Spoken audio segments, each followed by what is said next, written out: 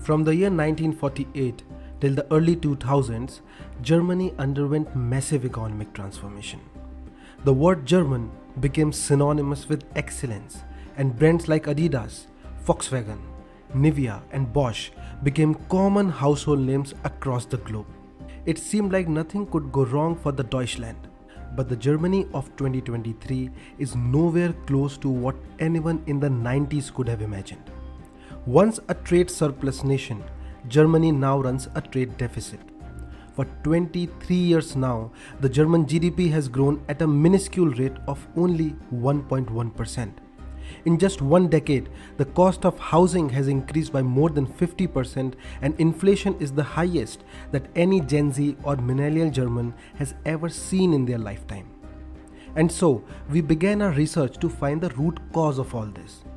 Initial fingers pointed to external factors like the Russia-Ukraine war and global slowdown post-COVID-19. But Germany has been slowing down since the beginning of the century, not just over the last 2-3 years. This led us to believe that the reason is internal and that there might be something that is structurally flawed within the German economy. Something that previous governments have either missed to address or chose to overlook just to stay in power. The answer lies in the complex web of labor unions, their social welfare, and the populous clout that they command in the German politics of vote banks. Let us dive deep and understand how and why labor unions have been destroying the German economic powerhouse. Strong labor union. 1 in every 5 workers in Germany identify to be a member of at least one labor union. This is higher than the EU average of 15%. But why is it a bad thing? Why do businesses hate labor unions? This is because strong unions make it difficult for the businesses to change their labor practices. Unions often negotiate for more benefits for their members, and if their demands are not met, then they announce unnecessary strikes. Germany is at the second position in the EU when it comes to annual labor strikes. In the year 2022, Germany had 1 strike day per 1,000 employees, compared to only 0.05 in Italy and 0.01 in Poland. Let's delve a bit deeper. On any given day, 4% of workers in Germany remain on sick leave, which is way higher when we compare it with 3.6% workers in Italy and 3% in Poland. Not only this, at 25%, Germany has the highest number of workers in the entire EU who retire before the age of 65. The same figure for France is 20% and 15% for the UK.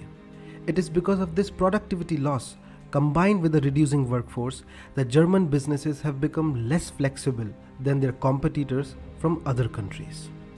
Rigid labor laws. Let's analyze the average job security index, which measures the likelihood of a worker losing their job in the next 12 months. A higher index indicates greater job security for the employee, but indicates greater difficulty for the employer to fire workers if needed. Germany's job security index has been consistently increasing over the last 2 decades and currently stands at 127.6. This implies that it is extremely difficult for workers in Germany to lose their job. On top of that, the average notice period for firing a worker in Germany is 4 weeks. This is twice of what the US has and 4 times of what the UK has. Let's look at one more stat that shows how absurd the situation has become for German businesses. The total number of 0-hour contract workers in Germany have skyrocketed from just 521,000 to a whopping 1.37 million. An astounding average annual growth rate of 10%. These rigid and zany labor laws have also had a long-term negative impact on the German workforce. Because the businesses face difficulty in firing employees, they often underplan when they think of hiring for any new role. This is evident when we look at the minuscule rate at which Germany's median pay for workers has increased over the last 8 years. This rate is just 1.8%. Because of reduced flexibility to hire and fire, businesses only consider the topmost employees to do the job, making it difficult for the average person to get into any job. This is evident when we look that the total jobs created by Germany as a percentage of its GDP has been continuously falling since the year 2018. High social security. High social security taxes make it difficult for businesses to hire new workers. Any guesses which OECD country tops the list in that? You guessed it right. It is Germany. In the year 2023, social security taxes in Germany accounted for 20% of labor costs, the highest among all OECD member states. Another overhead for businesses is the payroll taxes. If businesses have to pay a higher percentage of their payroll taxes to the government, then it makes it expensive for them to hire any new worker. If we look at this figure for the G7 countries, Germany is among the top nations where payroll taxes are the highest.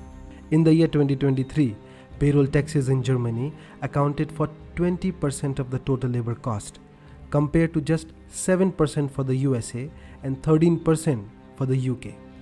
Germany also has the highest employer as well as employee social security contributions in the entire OECD group. We should also keep in mind that high social security taxes not only make it more expensive for businesses to hire workers, but also make it less attractive for the workers to do any work. High labor costs. Germany has a very high average hourly labor cost of 38.53 euros. This is significantly higher than the EU average of 25.64 euros. This makes it difficult for German businesses to sell their products at competitive prices. As a result, German businesses have been losing market share to businesses from other countries. High labor costs also make it difficult for German businesses to create new jobs or to invest in new technologies. This is clear when we see the slow growth rate of new businesses being established in Germany. The rate at which new startups have been adding up in the German economy has been continuously declining since the year 2015. It is clear that for Germany to reignite its economy, it would have to relook at its labor unions and the associated laws. It would have to redefine the balance between free market forces and social welfare protectionism. There is no denying the fact that Germans have always excelled when they are pushed against the wall. But this is not just another wall. If Germany wants to maintain its position as the leader of Europe, then it would have to make hard decisions. Decisions that are not influenced by vote bank politics, but are taken for the betterment of the nation. Thank you for joining us on this eye-opening journey. For more riveting insights on global dynamics, don't miss out our other compelling videos. Click the links on your screen and subscribe for more thought-provoking content.